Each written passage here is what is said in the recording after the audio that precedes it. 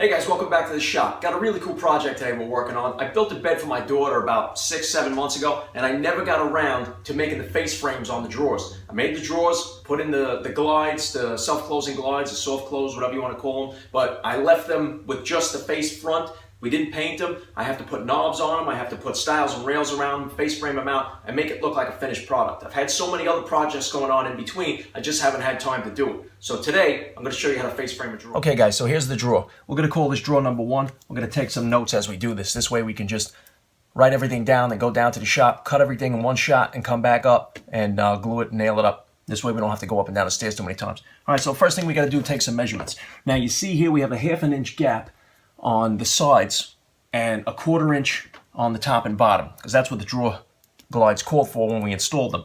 So we made that to those measurements, but now we want to do the stiles a little bit over that 1/2 inch so that we can cover up that glide on each side, and then we want to have the same reveal on the top and bottom. So the top and bottom, the rails can actually be level with the bottom of the drawer and level with the top of the drawer. So we have enough clearance there and you can't see it.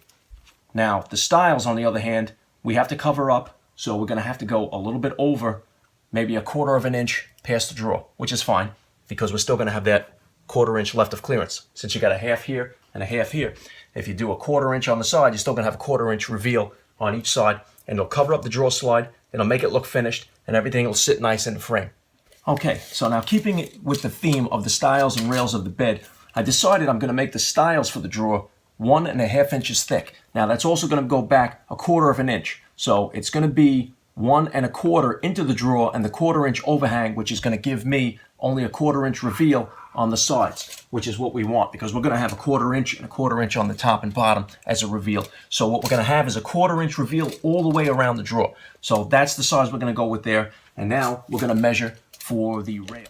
Okay guys, a little math we got to do here now. So we want the rails to fit inside of the stiles. We're going to have a 1/4 inch overhang from the end of the drawer. So we're doing the stiles 1.5 inches, but you have to subtract a 1/4 inch because of that overhang, and that's going to move everything over a 1/4 inch on both sides, which is going to give me from 1.5 to 1.25. 1.25 and 1.25 is going to give me 2.5 inches. Now, the length of the drawer is 34 7/8. So 34 7/8 minus that 2.5 inches is going to give me 32 3/8 long for each rail. And they're still going to be 1.5 inches wide like the stiles, because we want them to be uniform. All right, so let's go downstairs and make some cuts.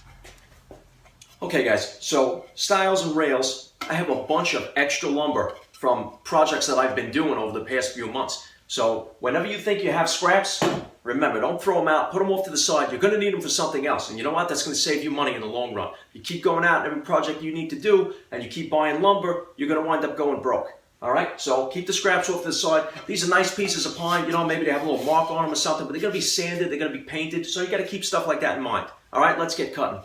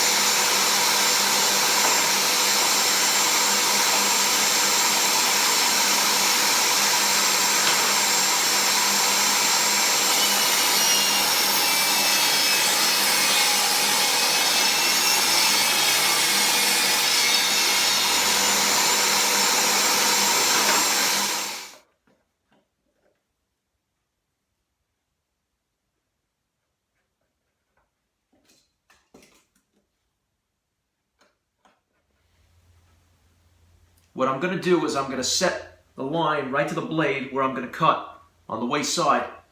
We also have this positive stop right here. So what I'm going to do is I'm going to tighten that up.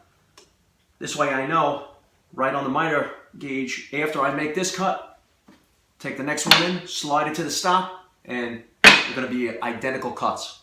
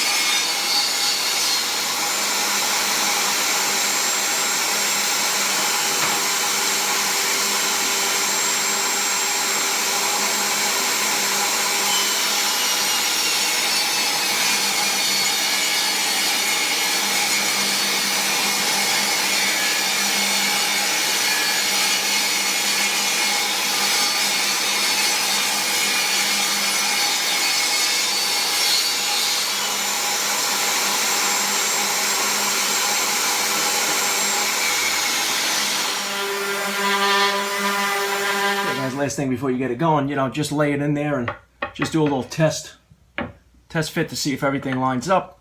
And in this case, all our math and hard work paid off. Obviously, we got to move it up. I'm just laying on there right now so that I can do a little mock-up and make sure that everything fits perfect, and it does. So that's going to be the top. So stand your stuff up the way you want it, because now we're going to do the glue up and the nail up.